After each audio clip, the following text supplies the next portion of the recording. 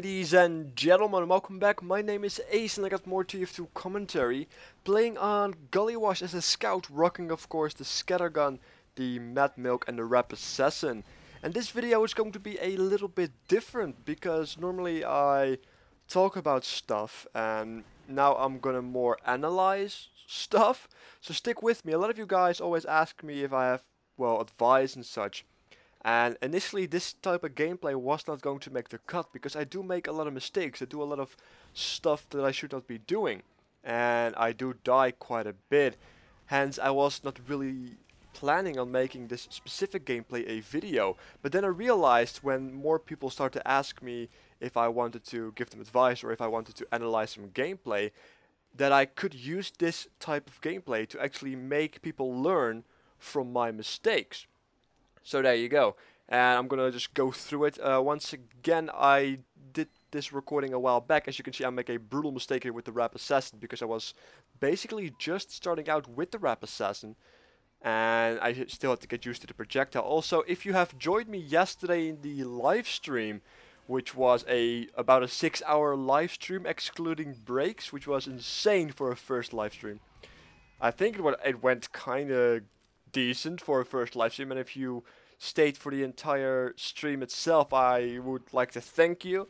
And if you showed up, also thank you guys. I am planning to do more live streams in the future, so make sure to follow me on Twitter and or Facebook so you can keep up to date with that. And of course I will upload videos to YouTube and all kinds of good stuff, so I will try to make it as known as possible, but Twitter and Facebook are your best bets, and the VODs will be uploaded to YouTube. Anyway, as you can see, I am playing with the scattergun, the mad milk and the rap assassin, and this is a pretty decent combo. It just allows you to be very effective from up close.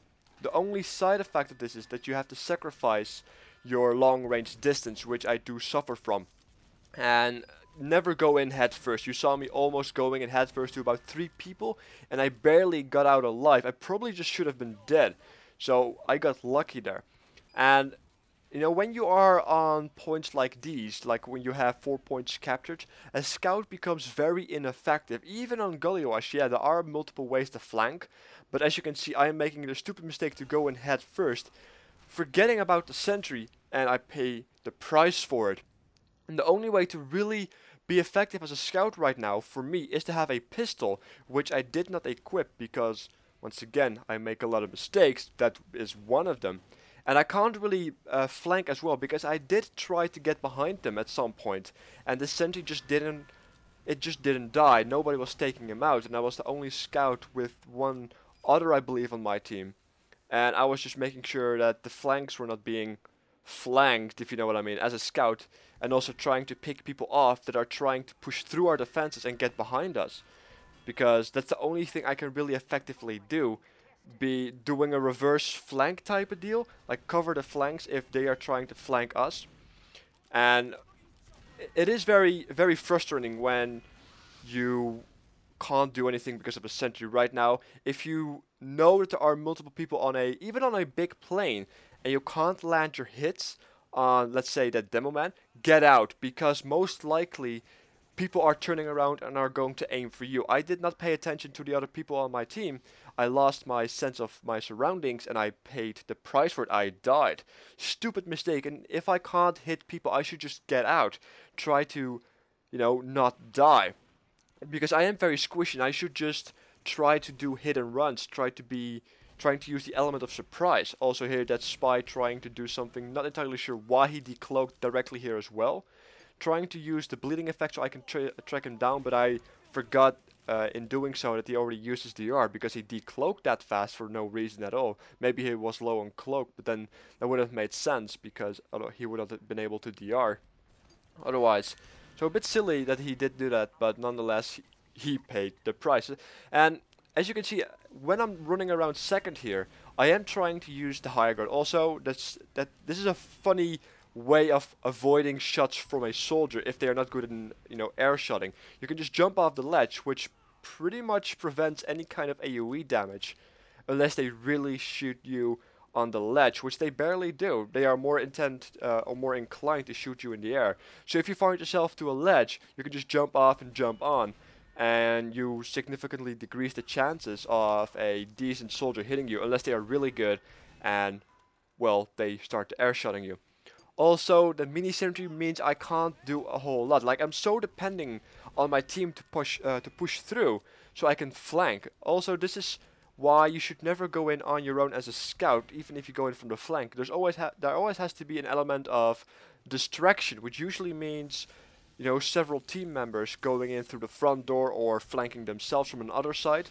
So they pay attention to them, where you will have more, you know, more of a element of surprise. So planning ahead is very careful, and communication is also very careful, which in pubs you barely have. Also burning to death there because I could not decide. Split-second decisions as a scout are very important. If you can't decide, which I suffered from back then, I didn't know if I should stick around the medic because he disappeared after I saved my other team member with the mad milk, trying to prevent him from dying to death, even though I probably should have just used it myself because he was being healed.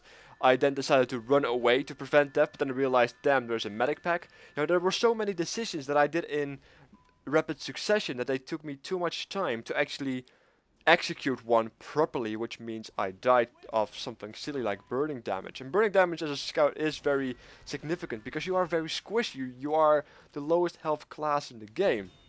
So, you know, the all small amounts of damage that you can avoid, you should be able to avoid because they all add up. And once again, I'm just trying to stick around the high ground, trying to pull back and trying to keep an eye on possible flanks, where I'm also trying to run away from pyros and such because they are very dangerous, especially when they get that air blast on you, which is something still that very frustrates me because when I get air blasted as a scout, I get stopped in mid-air even though I don't get pushed away, which is very frustrating in a sense of certain logic, but not really going to do anything about that. Once again, that demo doesn't really pay attention to what's behind him, so I can pick him off, you know, causing that flank instead of going through the front door and through the choke point on the left here. And I'm just making sure to camp the high ground, so if they go through the doors, if they try to flank on the right side here, you can do something that's a heavy medic combo, so I can apply my mad milk and he pulls away because he knows when he is going to engage now he's going to have a tougher time because people will be healing on him. Also, the demo man here is just basically spamming. I believe he got taken out. And also we have an Uber here on the soldier, which means that sentry will be taken out. And I'm just trying to see what's going on because that soldier does seem to have some issues. So I'm just trying to lower down the sentry gun, actually getting the kill on the sentry gun as well as on the engineer, surprisingly enough. So it kind of shows that, you know, even if you don't have a pistol, even though those 8 damage shots of a scattergun from a medium to long range distance can make a difference. Also, very lucky here, I get caught off guard by a scout and a heavy, and I don't end up dying. Also, stupid here, staying too long in that little tunnel, and that scout should have killed me. I'm not entirely sure why I am so lucky right now, but I should have died right there. I should have gone out as fast as I can because I was low health. If you stick around, even if you are still in your white health range basically, which is around 100, when you really start to get below 100 it starts to turn red on my HUD. When you are still in that area, you should already start to make your getaway. Because a body shot takes about 100 damage. A rocket to your face does about 100 damage. You can't live through a whole lot. And especially in tunnels like these, it doesn't take an extreme amount of aim to get your shots off. Be it be for me or be for the enemy. Also, picking off another soldier that did not pay attention. And as you can see, I am just trying to find an opening here.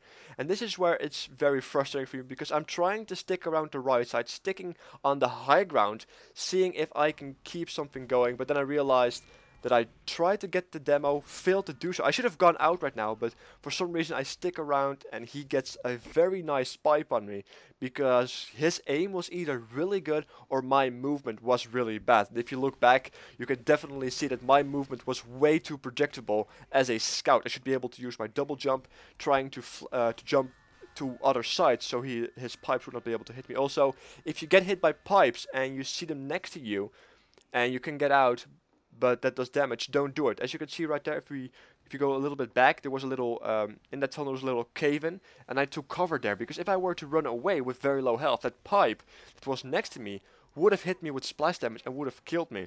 Now this doesn't happen too much, but it's decisions like that that can actually make you live a little bit longer. And those things come with experience and by learning from your mistakes. And this is why allowing yourself to make mistakes is a very important thing. You can learn more from one mistake than, well, for example, you can lose from, what is the quote? I think it's The Art of War. Don't quote me on that. I'm quoting something that I'm not sure is a quote, so don't quote me on that.